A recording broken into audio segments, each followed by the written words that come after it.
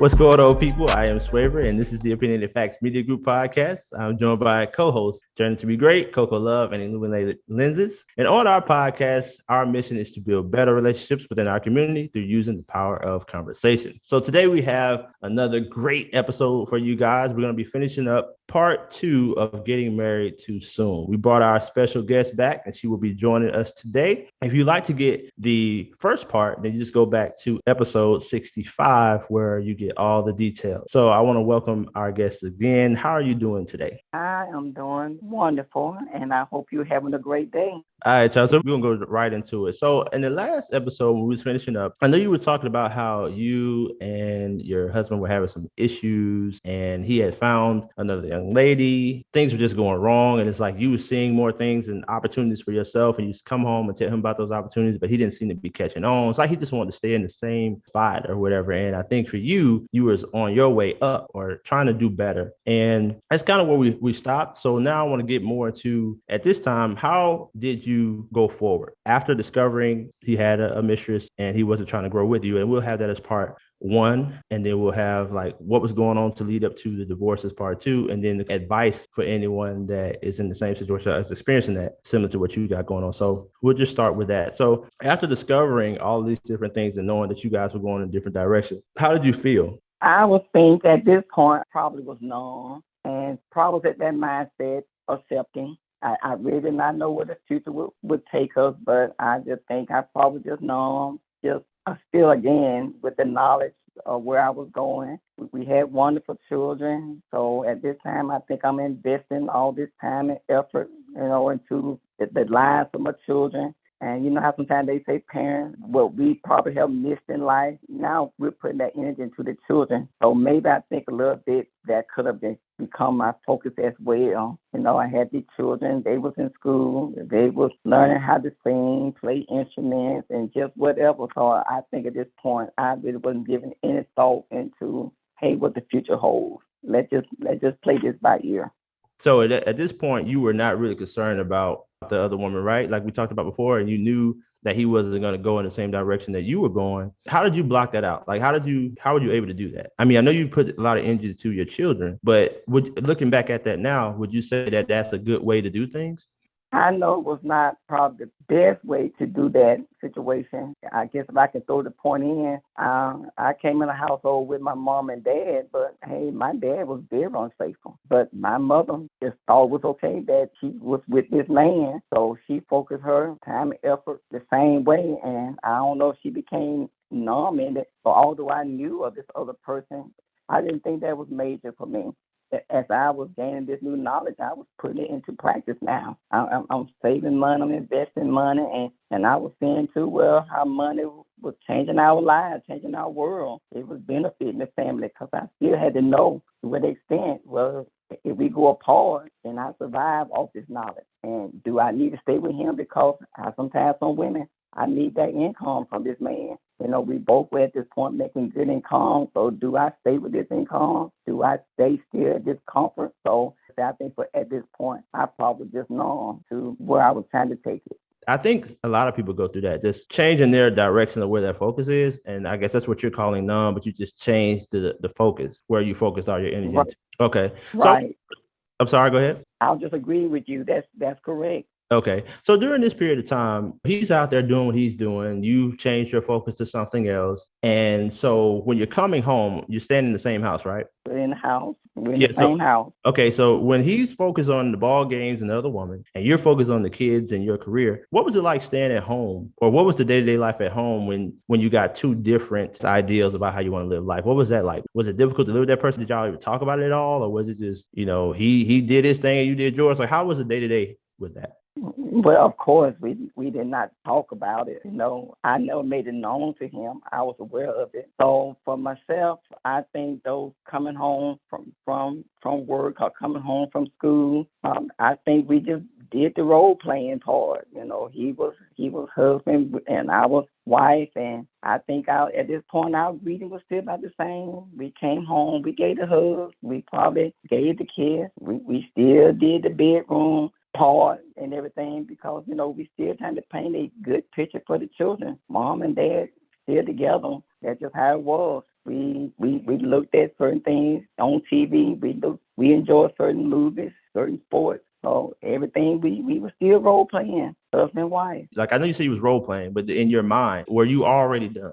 No, I don't think at this point I said it was over. I think knowing the unfaithfulness of my dad, my parents, they made through all those unfaithful years. Maybe I'm hopeful. I'm not sure, but I just was not focusing on whether we were going to end our marriage but we're going to make it through. But it just was not the main point at this point. I wanted, it's possible maybe the family could, heal from this. I'm not sure or recover from it, but I'm wife and he's still husband. So I had some friends, they only would come up to me and they would say, "You still married?" And I would say, "Yes." And they too would tell me that they heard or they had seen and everything. So, but still, I was not focusing on that.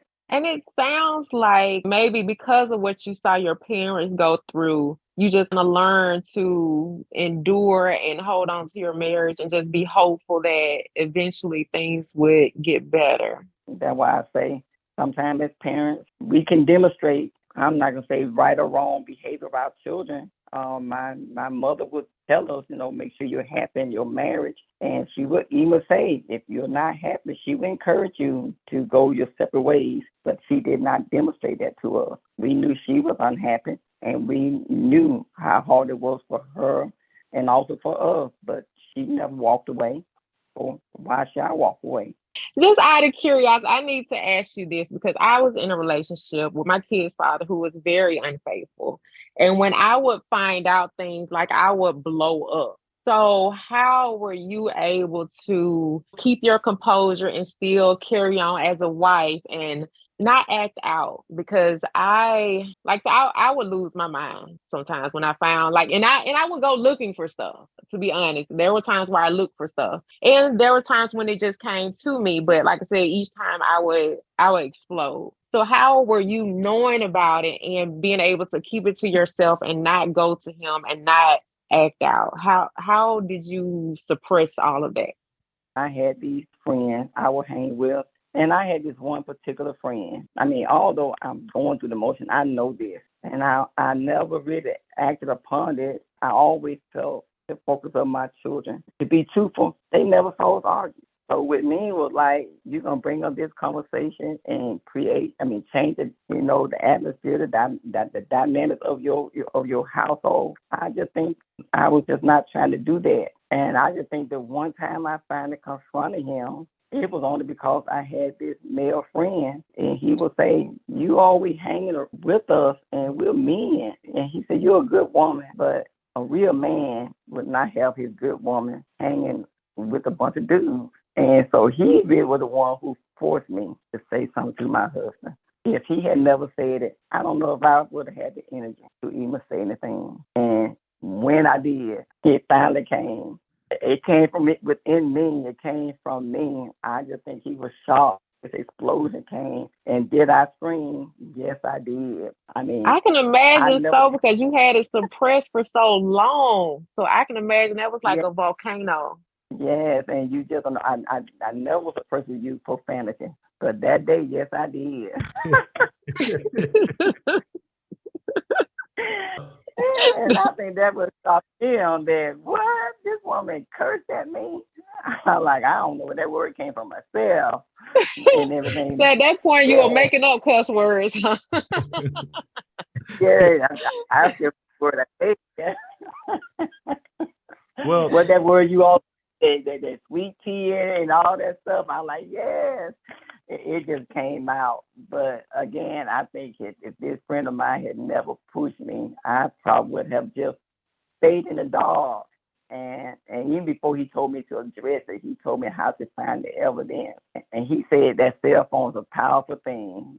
And he had me to Hmm. download my little printout, and I sorted it in this spreadsheet.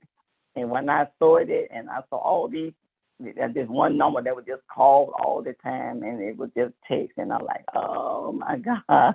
And I just think, yes, that when that yelling came out, but I think at that point, because now I kind of felt you push me into somebody I'm not. That's how I knew it was over. Mm. That was not who I was. I was listening to what you said earlier before you just explained what you did. And you said that your mother would say things like, if you don't see things eye to eye, then you should go your separate way. Well, why do you think she would tell you that, but she didn't do that? My mother was raised strong in the church, and I think that was she went along with the principles of the Bible, that your husband, your wife, you say you do, you say I will, and that's how God wanted to be. Your marriage does not end except through death. But I think as she probably was now sensing her unhappiness, and she probably was saying, yes, I know the word of God may have said that, but I want my children to be happy. But so although maybe hope for herself, I don't think she wanted that for her children. Okay. Yeah. Okay. That makes sense. So we're going to move on a little bit to, all right, now your the friend just really put the fire behind you to go and just confront your husband about the things that you've been learning about. But I want to ask this question here. Do you think it was anything that you did that caused your husband to go and do what he did? Like, you know what I'm saying? Like, maybe you didn't even know you did it. Good question. I say it's a good question because yes, I can share this on this podcast. He said sexually, he really was not. He didn't favor me. Oh. And I'm like, oh, I say, wow. We've been together for many years, and sometimes men might have a stronger sexual drive. I hear that a lot, especially I talk to a lot of men that are married, and a lot of them just won't say that. And if they do, it's usually later on, like in the heat of the moment or something like that. But a lot of men feel that way. It's the worst time to say anything. Right. But he could have groomed me. Well, you know what? That's funny I was willing. He could have groomed me. It's funny that you say that because a lot of times, how do you do that? I think as a man, if you tell a woman a lot of times, and maybe that's your type, maybe you're with that, but if you tell a woman, hey, look, you're just not doing it for me, or maybe it's even if you, because women are very smart. They're not dumb. So they always say it's what you say. But I'm gonna tell you, when you're talking to an intelligent woman, it doesn't matter what you say because she's gonna already decode what you're saying. So if you go to your wife or something like that, and you say, hey, look, you're just not getting it for me. That's got to be a very uncomfortable conversation for both that man and the woman. You know what I'm saying? So that's something I thought about too. But that's crazy. But I would love to hear his perspective because I wonder, like, what was she doing that was just so grand? And like you said, how come he just couldn't do that at home unless you were unwilling to do it? So I don't understand what that's all about. But we'll save that for another episode. We'll go all the way down to that. But just okay. So now let's talk about, all right, the cat's out of the bag. We know what's going on here. That's an old saying, the cat's out the bag. But anyway, we reached the conclusion where we understand that we're basically getting to a point where this probably won't work out. So take us to that point. What was the final straw for you where you like, I've dealt with this, finally come out about it. I didn't had to curse him out the other day when I confronted him. Okay. Well, at this point, my son was on, I think he was on the football team, and I had to work late. Therefore, I was working late, and he was at the house. I'm thinking that he would definitely take his son to his football practice. But when I walked home, got to the house, my son was sitting at the table, and he was sad. And then I said, well, what's up? He said, well, I thought I was going to practice, but Dad didn't take me. And this time, because I'm really still upset. And again, this came to my second argument with him. And I'm like, I just cannot believe that you are just so now into yourself outside this family. Why you didn't take your son to football practice? And he kind of gave a pushback in a conversation. And out of nowhere, I think it's still again, I'm just upset. And I said, just get out. And when I said to him, get out, he had already had his stuff packed. And he went out the door so quickly. And I was like, wow, he really was already out the door with the family. He just needed for me to say it. So I think all the time he wanted to go. He wanted to exit. But he needed for me to say go. And that, too, was just another. Now, you'll change my character. I've screamed, I've cursed, and now you have not taken care of your son just for football practice. You have already packed your things ready to go, and you leave. So that, too, was the second sign this got to end. I'm so interested to see or understand, and I know we won't get that from this interview, what was his perspective? Because I'm sure he had to know what he was walking away from. And even if he didn't initially, did he ever come to terms later on? Wow, like I really left everything. Because if you guys got married very young, then it's amazing to think that somebody can make that type of commitment to you and put all that time in and then just walk away from it all. That's always been something that's very interesting to me. Like people do 20 years, 30 years, and then they say, oh, well, I want to get a divorce now. It's like, why? So getting on to the next point, did you file to say, okay, it's over, I'm gonna go ahead and put the paperwork in? Did he ever try to come back? Did you try to reach out? Or how did you come to the closure leading up to the woman that you are today? Well, he did try to come back, but my mind was made up. I never changed my mind. I was determined to move forward with it. I did not file divorce immediately because all things takes money, and I needed my income to now manage the household. That was a big lump income that he took from me. So I could not put that into my spreadsheet at this moment. So it was about 7 months later before I was finally able to file for a divorce.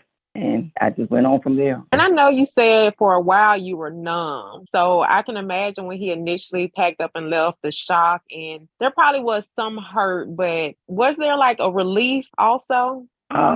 It was, but it took me a long time. I had been with this person for 28 years, 2 years in courtship, 28 years in marriage, and this person was my best friend. I mean, I was so into him. I'll be honest, I didn't have that girlfriend. I never thought I needed a girlfriend because he was my friend. If I had any secret things I wanted to discuss, this was the person and everything. So, yes, it really just took a whole lot out of me. And I can still say it still bothers me today because that was my start in life with someone outside my parents. So I'm sure in any relationship, so even now I tell my children, I don't know if I should, I say if it's just not going right, I think it's best to bail sooner. Because the longer you stay in those relationships that you just not seeing is working, it's going to be harder to depart. And now you're going to pick up all those wounds that's going to come behind it. So those are things that just still go in my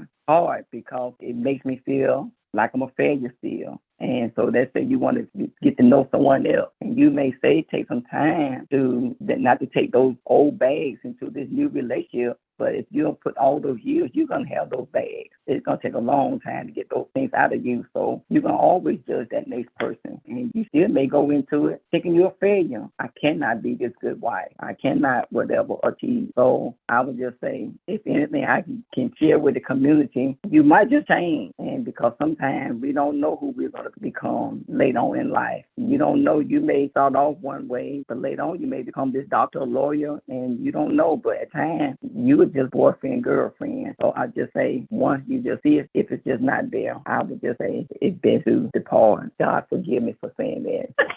Well, no, I think you're speaking from what your experience is. Just listen to what you're saying. I think it had a lot to do with him not doing, and this is just from your perspective now. He probably would have something different, but just take it from what you're saying. He was unwilling to do what was necessary. I think had he done the things that he needed to do as a man, then I think it wouldn't have ended that way. And I also believe that I don't know if he ever talked to you about his desires not being met or whatever. I have not been married, but I will say that I think that just listen to this story, this could have easily been fixed. If he had told you what it was that he wanted, and then, you responded, and y'all had that conversation and then decided we're going to work through this no matter what, then I think that maybe today it would be much better. But I think to the selfishness in the relationship, that's what I'm hearing. Like he was just selfish. All he cared about is what he wanted and unwilling to work with you to work through things. So that's what I'm getting. Is that correct? Or would you say that that's not correct? Well, I cannot speak for him. And I'm going to still say, I would tell anyone, I played my part as well now because we did not think that we didn't go into our marriage expecting to change. But when I was changing, yes, I probably was sharing information. And although he did not bring up the conversation sexually, and he knew too, I was into him and whatever I would have to adjust, I'm sure he knew I would have. But I would just say a little bit as I got out there. And you may now not be willing to change. So he now is with a new person and everything. So I had something to lose just as much as he had to lose. I could have also come to the table with this conversation. I could have blown up earlier. I could have cursed earlier, but I held all this in that I brought just as much damage. See, this is good.